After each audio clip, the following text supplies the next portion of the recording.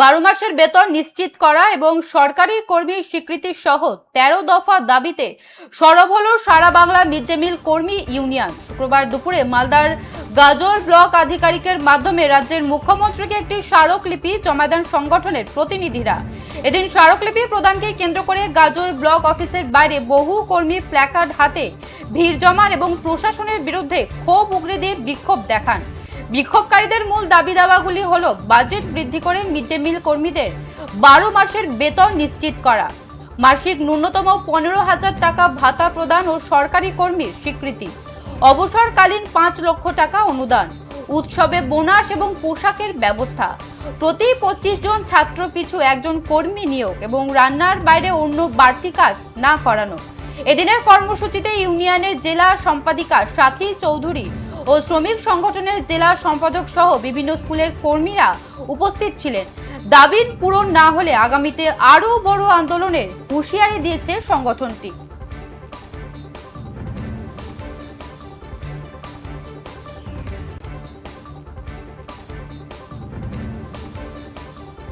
নজর রাখছিলাম মালদার দিকে। মালদায় বিক্ষোভকারীদের মূল দাবি দাওয়াগুলি আপনাদের আবারও জানিয়ে রাখি।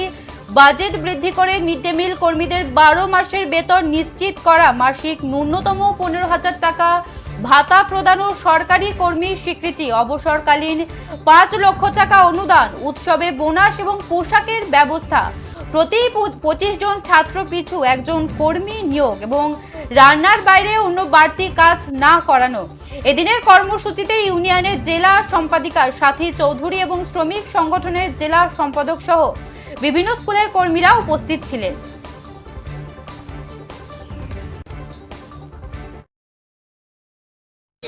অনুমোদিত সারা বাংলা মিড ডে মিল কর্মী ইউনিয়নের পক্ষ থেকে মুখ্যমন্ত্রীর কাছে দাবিপত্র পাঠানো হচ্ছে বিডিও সাহেবের মাধ্যমে গোটা পশ্চিমবঙ্গের সমস্ত বিডিও। আমাদের দাবি দেওয়া হলো যে মিড ডে মিল কর্মীরা খুব অল্প ভাতা পায় এবং এরা যেহেতু গ্রুপে কাজ করে তাহলে তাদের মাথা পিছু 500-600 টাকা মাসে টাকা পড়ে, যেটা একবারে খুব অল্প টাকা। এই টাকায় কার কোনো সংসার চলে না, কোনো কিছু হয় না।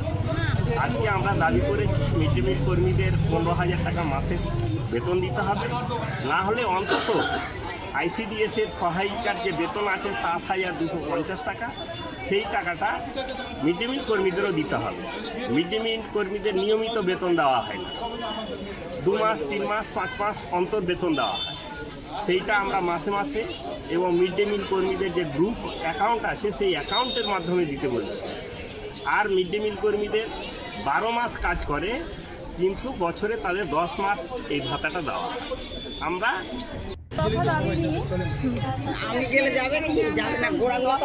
12 মাসের বেতন দিতে হবে, স্কুলে বছরে 200 পোশাক দিতে হবে, রাঁধুনিরা রান্না করে তারা খাওয়ার সুযোগ নেই,